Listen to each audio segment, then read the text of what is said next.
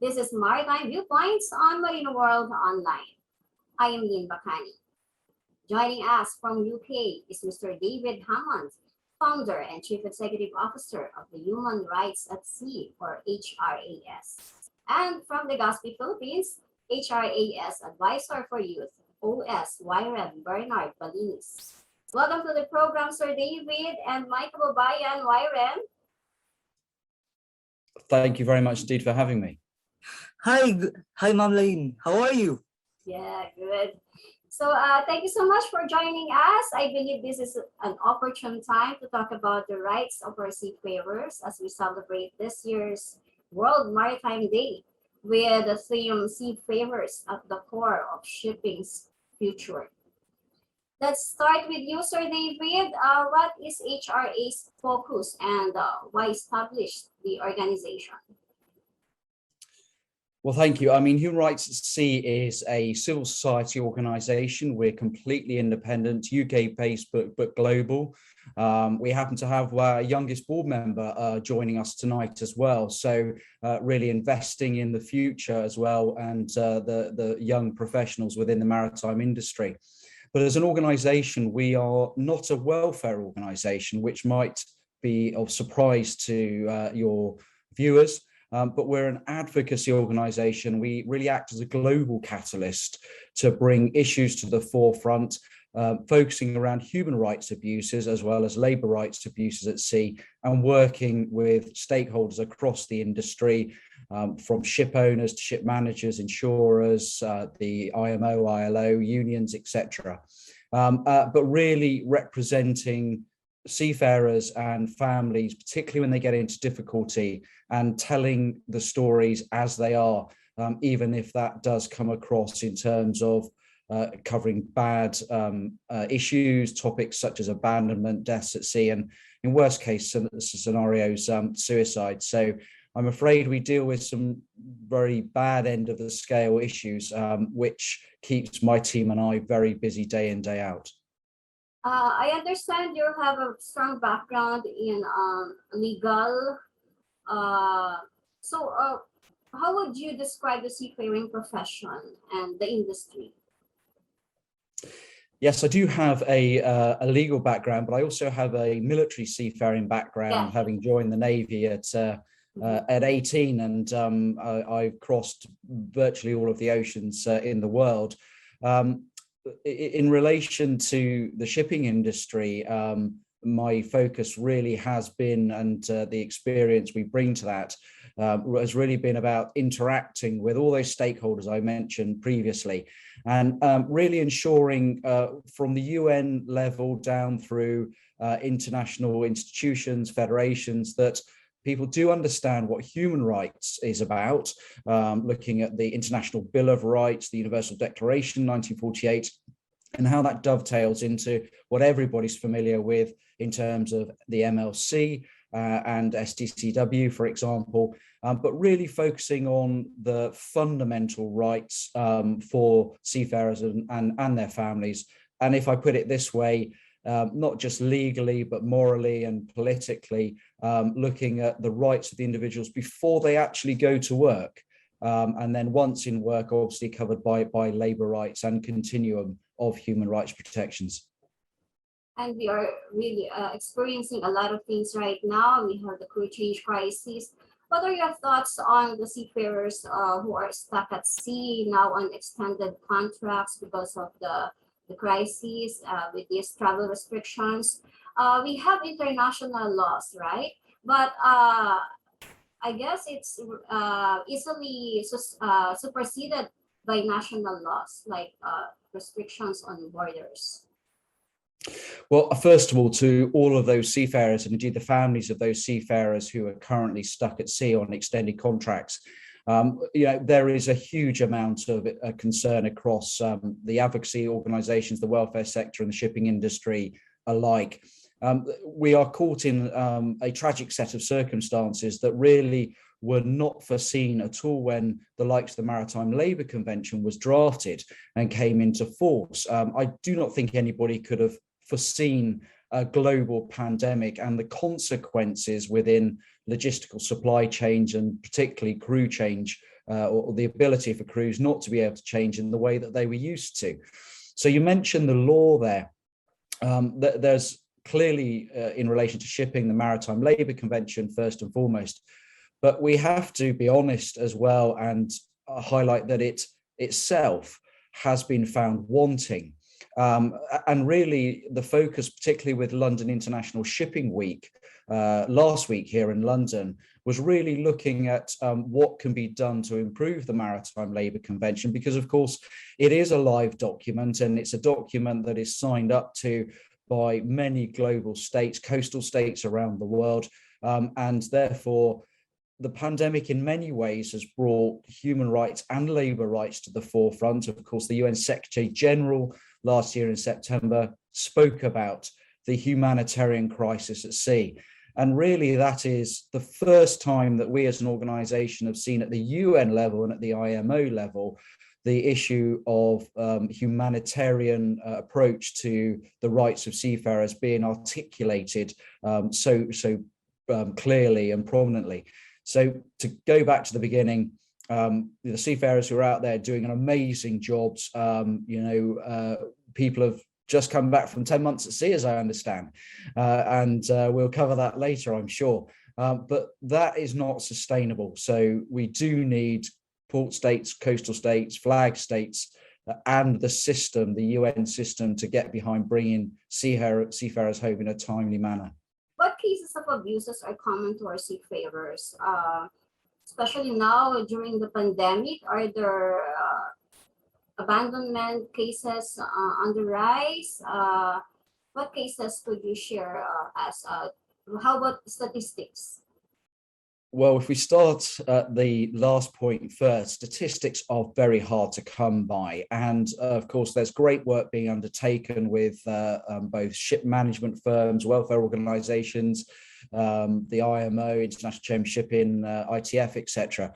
But the responses to those surveys are in their thousands. They're not in their hundreds of thousands. So we have to take that as a litmus test, as a fraction of potentially what's happening out there, but is being either underreported, not reported. And so statistics are very hard to come by. We don't talk about percentages in our organization. We talk about the cases that are on our books. So just to frame that, people come to Human Rights at Sea as really as an organization of last resort, when the welfare organizations, the flag state, the constabulary, the judiciary system, and all the other safeguards maybe have not worked as well as they should have. So the cases that come to us really are at the bad and ugly end of the scale.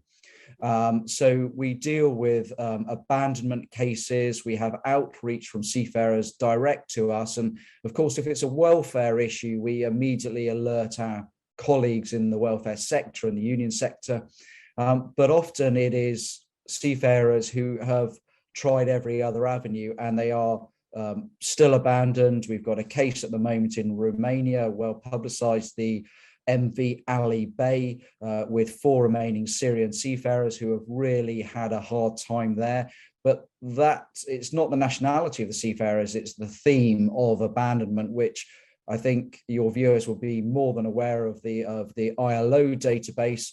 But of course, that's only as good as the ability to report the cases and therefore being aware of the cases.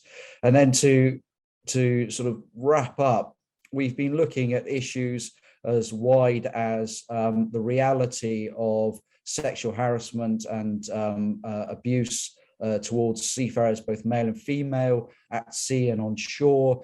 The potential case or the recent case that we've seen in relation to cadets having the right awareness of who to go to if they're threatened, either in terms of mental or physical threats by fellow members. And then finally, of course, we have the tragedy of suicides at sea. And last year, your viewers may be aware of the tragic death at sea off the UAE coast of the MT Sea Princess with Bhupindra, who at 23 took his life. that should never have happened. So we deal with a lot of other issues, but those are really the headline issues, and they continue to today. Let me turn to YRHEN. When you hear these negative reports, how do you feel? Yes, actually, as a young seafarer, hearing those reports are sort of discouraging, so to speak. There are so many uncertainties happening in the maritime. For instance, the autonomous shipping. It brings to light what will happen on our employment. It will probably plunge, and this is where human rights at sea and crew welfare will come into play. So as to attract young generation and to continue this industry being vibrant, the work of human rights at sea and other welfare organizations will have to be uplifted and bring to light even greater. We will need greater support, especially for the national maritime organizations and flag states, port states like that, so as to uplift the welfare and the vibrancy of this industry that we have right now. So you are now an advisor of the HRAS for the youth. So what's your role and your advocacy? Yes, so I am the youngest and the only Filipino advisor for the human rights at sea. This puts me in a great position to be the representative of both young maritime professionals as well as for the Philippines, being one of the top maritime workforce. Currently, I am leading a project that aims to highlight the need for greater visibility of human rights in the context of protecting cadets from physical and mental abuse. I am now collaborating with various maritime higher education institutions, training providers, the Marina, shipping companies, and other relevant organizations. This will be pivotal to spark conversations revolving around human rights at sea. Well, my goal is not only to represent the cadets, but also the young seafarers and maritime professionals. I will advocate their inclusion on matters concerning their welfare and upholding their rights. Special attention will be given on their item, like just selection and employment opportunities, fair treatment on board, conducive working and living environments, favorable learning and mentoring culture, promotion and career progression. So, Sir David, why appointed our young seafarer BALINIS in your HRAS? What do you think will be his big role? Well, firstly, I mean, you just have to look at the color of my hair. You know, I towards the middle part of my life, and the organization should not become stale. The future truly is with the young seafarers and everybody involved within the shipping industry and wider of the areas that we cover, which includes fishers and migrants and refugees as well at sea. But we really do need to understand the geopolitical position from the young generation. Having YRHEN on board is really important for us. It gives us a connection into the Philippines, as well as other connections. And we really do value his perspective and the perspective of his contemporaries. The future of any organization has to really be looked at from how do we look at bringing the next leaders on board, how do we develop the new staff, and how do we give sustainability to an organization which 8 years ago simply didn't exist. And indeed, 8 years ago, if you had typed those 4 words, human rights at sea, into any global search engine, you would not have found the civil society platform that now exists. And therefore, we are really looking to the next generation and the generation of young professional seafarers. And that doesn't matter whether they've got a rank of officer or not. It's across the entire board of seafarers to really take us into the future. So you're also collaborating with other organizations when you assist the seafarers. Yes, we are. So we've just published yesterday an example where we were working very closely with the mission to seafarers in Brisbane in Australia. in relation to the ongoing issue of, we could term it the abandonment of Kiribati seafarers, in relation to them being in multiple countries around the world, but unable to get home and be repatriated because the country is currently deemed COVID-free, and the government is not allowing those seafarers back in. The publication that we put out, which is an international publication, which is obviously available on our website to download, was only achievable because it was done hand in hand with the Mission to Seafarers. We engaged with the International Chamber of Shipping, with the Seafarers charity, as the philanthropic charity in the UK, as well as Maersk, and you'll see Maersk comment on that as well. So that was a true collaboration across many sections and sectors within the industry. And then recently, we saw a precedent case in terms of change of maritime law in New Zealand, where we were asked by the Seafarers Welfare Board, of course, representing a number of the welfare organisations in New Zealand, to assist them in their advocacy to change the law in New Zealand of the Maritime Transport Act, which on the 1st of July this year, we were able to achieve in support of the Seafarer Welfare Board.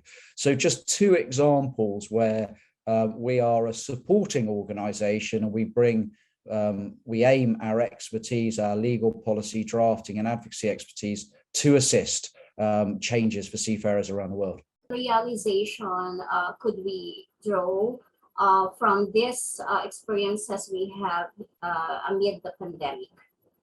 Well, I think the realization for the entire industry and including ourselves is that we can't rest, as we would say, rest on our laurels. We can't just look at the situation as having a status quo. We've got to be consistently and continuously forward planning. We've got to be ensuring that we've got lines of communication to all stakeholders. And even if that's including partners who don't necessarily see things in the same way or may agree with everything that each other does. That comes to mutual respect. It comes to the diplomacy of really ensuring at the front end seafarers and their families are protected as best they can. And of course, in generations, and of course the pandemic is a generational issue, which we hope is not going to be repeated, that really has brought to the forefront, such as the Neptune Declaration, all the stakeholders across the board to really focus on the detail of logistics, of financing, and the reality of crew makeup, and whether or not port states can actually better exercise access for seafarers to both get on board and at the end of their contracts go home. Mm-hmm. We oftentimes talk about our merchant mariners, but how about their counterparts? I understand HRAS have programs particularly for the fisher folks, for our fishers. Yes, we do. So when we're looking at scaling of obviously the workforce, we all know the 1.6, 1.7 million figure. But actually, if you look at global fisheries, from the artisanal fisheries within the coastal waters out to the distant water fleets, sometimes those, and we term seafarers, fishers, they have been out at sea sometimes for up to 3 years without touching base or touching land. Obviously, that comes with issues of illegal, unregulated, unreported fishing activities. And with that goes labour and human rights abuses. But the scale of that, according to the UN body and the Food and Agricultural Organization based in Rome, it is anything between 34 and 40 million fishers operating at sea. And then we assess, and we spoke about statistics earlier, so this is a really rough assessment. We assess that at any one time, anywhere in the world, there is around about 40 million people living, working, operating, transiting at sea. Now, that is the size of a small country every day, moving, operating, working in the maritime domain.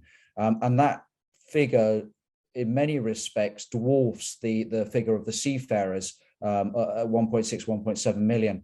So we have a strong focus in the fishery space, and also looking at migrants and refugees and their rights, and challenging impunity across the whole maritime domain. Along this line of protecting the rights of our seafarers are cases of missing seafarers, those men overboard. So, what is HRAS actions taking on this? Well, in 2015, we had our first major project where we established a missing seafarers and fishers reporting program. We established a completely independent platform enabling anybody to report against it. But I'm afraid to say that it simply wasn't properly invested in, and we could not find across the entire maritime industry anyone who would continue to support the running of that program. So at the time, and it still is established, but that is the only centralized platform that we're aware of that families, insurers, owners, friends can contact us and file in detail a missing seafarer and fishers report. So I have to say that's not good news. And it means that the flow of information and data that comes into Human Rights Sea, which of course we would share with other organizations, it is at the moment very limited. So therefore we cannot accurately estimate the scale of missing persons at sea. And I'm afraid it brutally comes down to investment into such projects. So I'm afraid that's probably not a good news story, but we have to be honest about the reality that if the shipping community wants to have accurate information and sources of data, then they have to invest in that. Time for our midway break. Stay with us. Yeah. Our young seafarer, young Bernard Balinis, will share with us his experiences on board and his thoughts on the future of seafaring.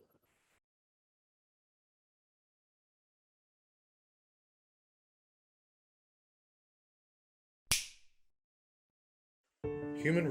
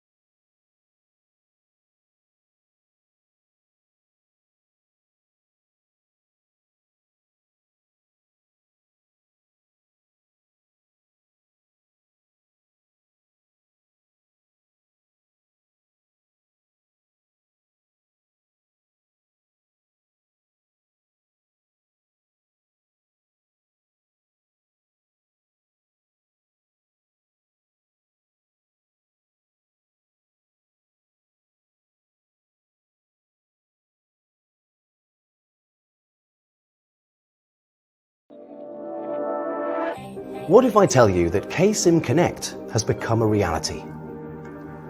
It is the cloud-based ecosystem for maritime education and training, where Kongsberg provides simulation and services to all members. As an instructor, my main goal is to educate and train seafarers to acquire skills promoting safety, sustainability, and efficiency at sea. At KSIM Connect, I can efficiently manage my simulators, my exercises, and my students. In the exercise archive, I can store my library of exercises, and if I want, collaborate and share them with my colleagues or others in the global community. KSIM Connect enables me to give students access to cloud simulation, so they can train anytime and anywhere while learning at their own pace. In addition, I can explore the library of models and exercise areas, download or subscribe those that fit the learning objectives. And I can even order spare parts or a service visit if needed. Kongsberg has started to create the future of maritime education and training by creating the community where instructors can find news, explore and download available simulator models, distribute or share exercises that fit the curriculum. Imagine using KSIM Connect to integrate our simulators in the same virtual exercise environment, enabling students to train and interact together. It doesn't matter whether you're in Singapore, Australia, or in the United States. As long as you're online, you are part of the knowledge-sharing community. Kongsberg is shaping the future of maritime education and training by creating the community. Let's continue building this community together for the benefit of ourselves and the entire maritime training industry. Join KSIM Connect today.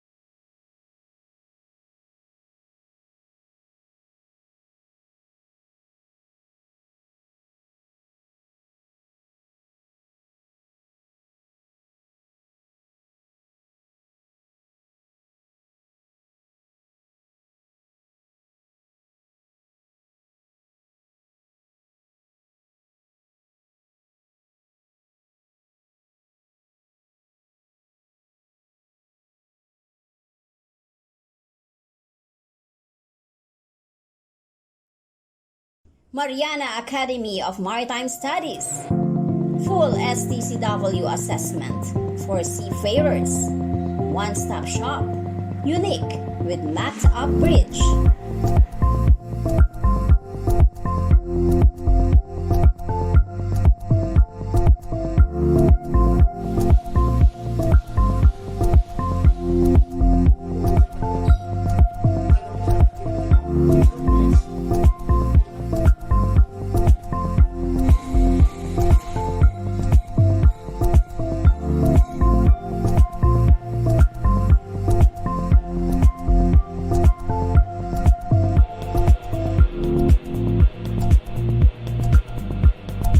Mariana Academy of Maritime Studies stands firm on its commitment on training and assessment despite challenges of the pandemic.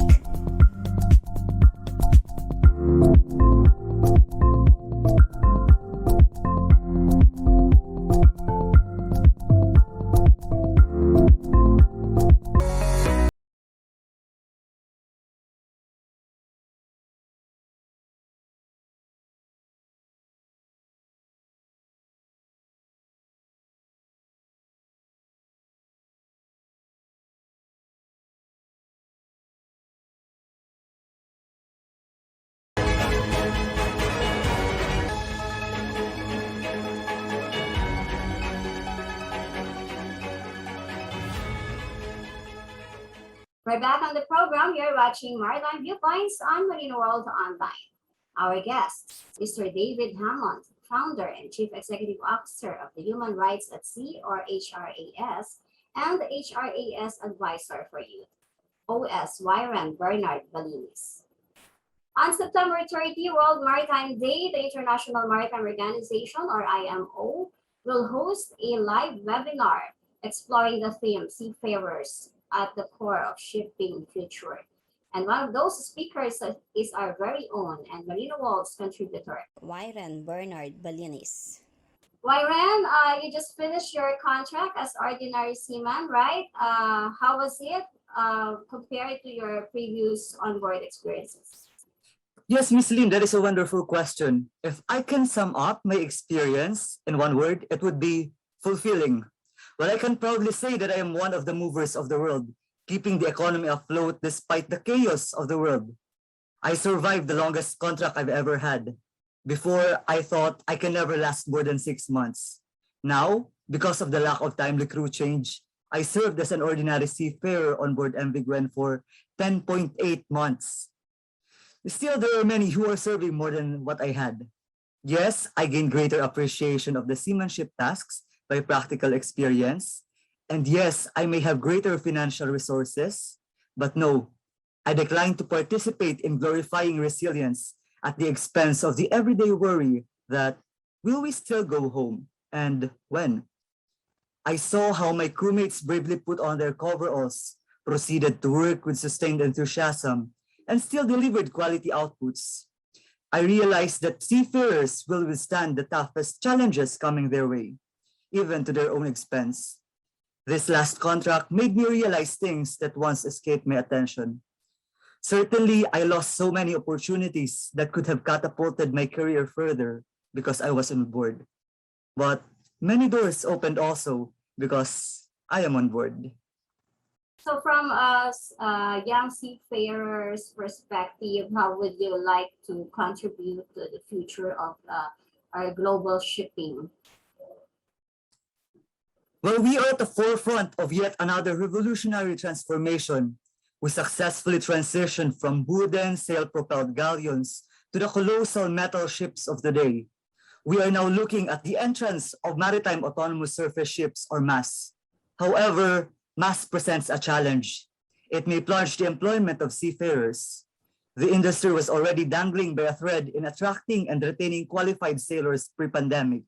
But now, the thread further frays. This is where uplifting crew well-being and ensuring that their human rights are well protected come into play. To entice new talents, we must rally for a fair future and conduct quality trainings to ensure that they remain competent. Seafaring profession has been notable for its brusque and masculine workload. But brusque does not always mean violence. Fear and violence are the sorts of ineffective superior to command respect from a junior. Within a human rights at sea case study entitled Safeguarding Cadets from Physical and Mental Abuse, Lessons Learned, a senior engine cadet suffered abuse in the hands of his second engineer, his supposed mentor. The cadet took up space and exhibited an assertive behavior. However, it may have been misconstrued as defiance. Our generation is in the best position to face this transformation in the industry. Think about it. The millennials have enough experience as deck crews, officers, and engineers, while the early Gen Z cadets have fresh insights that may have eluded the attention of more experienced seafarers. Together, these young sailors will steer the helm for the next gen. What are your thoughts, Sir David, on what YRHEN just shared? I absolutely agree. I have been in a position as a cadet at 18 going to sea for not as long as 10 months, but really the old school way of doing business. I have been, as a young man, firsthand experienced the bullying and the consequences of that. And it's actually one of the key lessons that I took away as a young man, that I would never tolerate bullying in anything that I did, and is one of the reasons also that I and my team set up the organization. Really what's just been reflected on is key to understand, is that whilst the young generation doesn't necessarily have that immediate experience, because of course experience comes from experiences, and you are as a character the sum total of all your experiences, good and bad. But there has to be a degree and greater degrees of respect, and we see that with the advances in the technology, the ability for the young generation, I say the young generation, anybody younger than me, by the way, so the young generation to be able to communicate, to articulate themselves. And we've, in our own organization as well, have very young individuals who are starting out in their professional careers, be it policy, media, even down to fundraising, who come with a wealth of new ideas, are thinking quicker, are thinking wider, are providing a much more complex approach than our generation are thinking about. So I think the biggest health warning for the millennials, the older generations, is that we must both respect and listen to the younger generation and what they have to say. And of course, that's also tempered by being a mentor, being able to provide advice and what I would call wise counsel, which the wise young generation will immediately recognize, when to pick up and take on board, but also when to discard as well and make their own way. Would you like to elaborate, YRHEN, on your proposal for the cadets development? Right, so currently we are, as I discussed, the case study presented by Human Rights at Sea. We are targeting the maritime training institutions, the academies, if they can integrate it in their curriculum. One of my suggestions was, what if we can have it before the graduating students come on board? They can first undergo a webinar, either hosted by HRAS or at least make use of the case study that HRAS has published. Also, before these cadets go on board, and at the first instance, like in their first year during during freshman orientation years, this can also be integrated in their talks, such as that. I'm also thinking there is this curriculum in during third year in social sciences, personnel management. It can be used to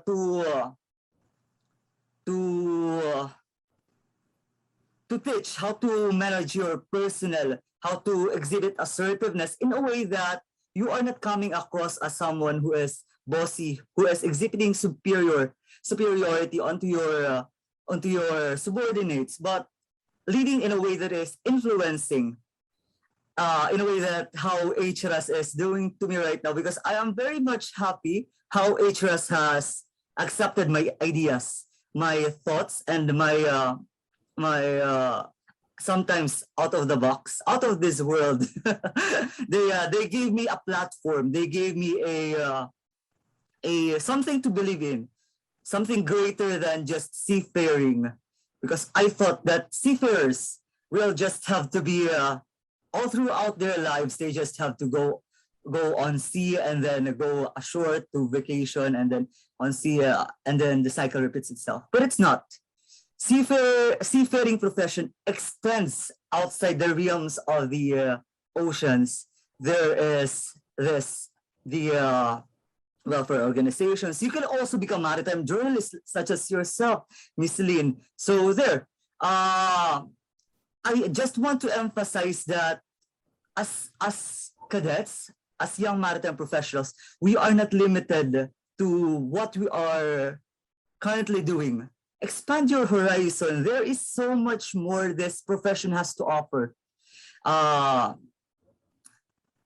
Yes, because I believe that just because you're young doesn't mean you can't do anything.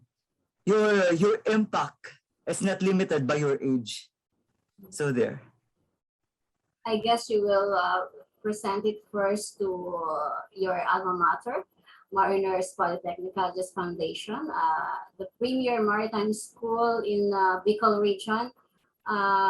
You remind me of our good friend, the late Commodore Dante La Jimenez. Indeed, his legacy lives on. All right. Thank you very much. David, how do you support our young seafarers? Well, I think the support actually goes both ways, has been ably demonstrated this evening or this morning for wherever time zone we're at. If I put it this way, we always remember our best teacher or teachers, and that lives with us throughout our entire lives. I'm sure at Lynn, you and I can, effectively in the mind's eye immediately conjure up those teachers who really made the difference in our lives, who encouraged us, who picked us up when we were straying in the wrong direction, gave us the future, or laid out a future that we could have. And therefore I would turn it around, because really what we are seeking is to hear from more young seafarers and young maritime professionals. I think is probably the more broad and correct term, to enable us to be guided. And what we do in response is provide our mentorship, and we provide our counsel and our experience, both good and bad. And that is a two-way flow. Of course, within the maritime structure on board ship, it's a disciplined environment. You have a captain, you have a hierarchy. And of course, that is required, particularly when we have difficult situations. We might have collisions, floods, fires, etc. But in amongst that, there is still ample room to be listening to the young professionals who are there and really value their contribution. And I'll finish with this. One of the things that our philosophy in our organization revolves around is ensuring that everybody is seen to have value. Everybody under the human rights aegis and umbrella is born free and equal. And that equality should also be in relation to professional development, mentorship, but also the sharing of experience. So really for us, the sort of shout out to the young professionals watching is, feel free to get in contact. YRHEN is a perfect point of contact and a great networker. He has an amazing network, which I'm personally quite jealous of. So please do outreach and let's hear from you. Yeah, YRHEN, you're too busy. As you are HRAS advisory board member, and then you're international and maritime representative for the Royal Institute of Navigation Younger Members Group, associate member of the Nautical Institute, and also a provincial deputy director of Albay at ULEAD Initiative. So what are your ultimate career goals? That is actually a great question, Miss Lynn. Right now, I'm currently focused in, in attaining my license as OIC Navigational Watch. But with this pandemic, I still have to adjust my timetable so as to hopefully by next year, hopefully again, because I was targeting this year, but it seems impossible because I still have to undergo several trainings. So that's the first thing that I have to do to attain my license.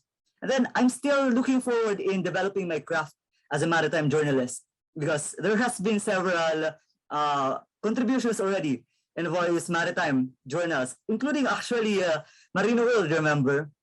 So that's second. I will still continue on writing, hoping that with my article, with what I'm doing, I can nudge the world for the better. Thirdly, of course, since this is the organization that welcomed me, HRAS and RIN, I will continue advocating for the human rights and for the welfare of the younger members of this profession. Looking forward in a greater whole in the seafaring industry, there is no returning to business as usual, as what David said a while ago. It will challenge shipping companies, port states, regulators, and other maritime stakeholders to prioritize their most valuable asset, their seafarers. This pandemic served as a springboard for digitization to speed up in the maritime. Meanwhile, it brought a humanitarian crisis in the face of the unresolved crew change dilemma. In our venture towards autonomous ships, have we already lost our humanity? Well, this led me to advocate for my colleagues. As a young navigator, the welfare of other young navigators will always be forefront in my advocacy for a fair future. Well, the Y in my name stands for youth empowerment. By speaking up and encouraging other youth to share their thoughts, I hope to nudge the world for the better. One thing for sure, my generation and the next ones, will soon be the seafarers of tomorrow.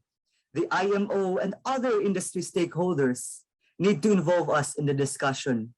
Remember that all these efforts, the decarbonization, the autonomous shipping, will be for a generation's benefit. It's time that they also hear what we have to say. And actually, we are gaining traction on that area. I have been invited by the IMO to be one of the panelists during the webinar this September 30. A little bit pressured, yes, but ultimately honored. I will be talking in the midst of 3 captains, all respected in their fields. And me, you may wonder, what credential do I even have? Well, let me tell you this. Just because you're young doesn't mean you cannot make an impact. Well said, YRHEN, and bon voyage to you. Sir David, any special concerns you wish to express? Your message for our World Maritime Day with our theme for this year, Seafarers of the Core of Shipping's Future. Well, of course, the title for the day is absolutely right. In many respects, it's also sad that we have to have that title now, and that title hasn't come previously.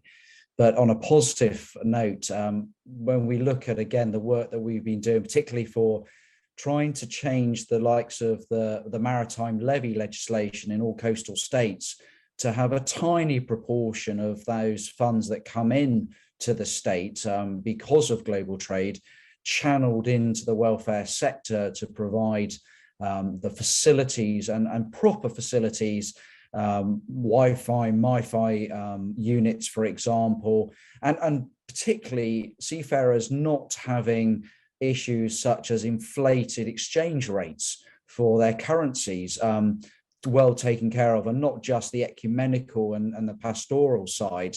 That is also a requirement, particularly if you've been at sea for extended lengths of time. But that maritime levy work and campaign really was the genesis of that, came from the success in New Zealand by the New Zealand Seafarer Welfare Board, as I say, with our support. But what we're pushing now for, and we're really focusing on Australia as a major maritime hub. Of course, the size of the state itself and the reliance on seaborne trade is critical. But that maritime levy campaign, if we are successful, we can convince the politicians and we can get it into political manifestos for upcoming elections, which we expect to be next year, and we can replicate that success again, then there should be no coastal state around the world that does not then consider doing the same. And if we can change law, not secondary legislation, regulations and policy, but primary legislation, and update it, then what we're doing is cementing a sustainable welfare future and support to all seafarers around the world. And if we can achieve that alongside all of our colleagues and partners, that will be certainly something to go down, in terms of a historical precedent, which is primarily at the front end for the seafarers and the families. Thank you so much, David. And YRHEN, any shout out there? Right, I would just like to thank everyone for attending this episode of Marino World, Maritime Viewpoints. I would just like to say thank you to my family for staying up late for me today, and for all the people who supported me for my past contracts, MV Genesis and MV Guan. Who could have Bernard become without them? So, yeah. Thank you so much, YRHEN and Sir David. I would just like to thank you for the opportunity to speak. It's really important to be able to outreach to one of the largest seafaring communities in the world, and really appreciate the ability to talk about some of our work. And actually, Warren, maybe you will be sitting here in 10 years, maybe less, or maybe running Human Rights at Sea brackets Philippines. Who knows?